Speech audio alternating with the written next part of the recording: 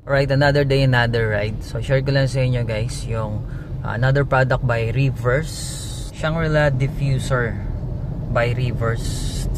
Okay, so actually hindi kami mahilig talaga paglagay ng pabango sa aming car, pero since maganda yung amoy, mabango yung amoy, hindi siya ganun katapang, no?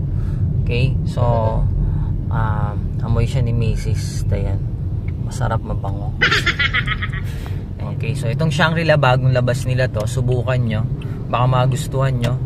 Para gamitin nga pala tong diffuser na to guys, open nyo lang siya, and then ang ginawa ko is binutasan ko na lang siya dito sa sa plastic, pero pwede nyo tanggalin ng buo yan.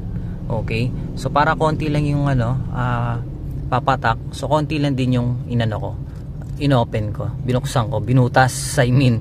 Okay, then tutumban nyo lang siya ng ganyan hanggang sa mabasa na yung cup, yung cover. Itong wood kasi ito kahoy, so i-absorb niya pati itong tali na to. Ayan, so ganun lang kadaling gamitin. Usa na siyang matipid siyang gamitin, hindi lang sa car pwedeng gamitin, no? Pwede rin siya gamitin sa CR, ayan, sa room, sa mga spa. Ayan, maganda gamitin yan sa mga massage and spa kasi very yung niya, amoy niya, harmony kumbaga. Try nyo i-visit guys, no, yung shop ni Reverse sa Lazada. Okay, so marami kayong pagpipilian doon, iba-ibang klase. Itong ginamit natin is Shangri-La. Mabango siya, no? Tama-tama lang yung amoy, sakto lang, hindi matapang. Okay, so magugustuhan nyo yung amoy na yan. And this has been brought to you by Reverse Detailing Chemicals, recommended by pro detailers.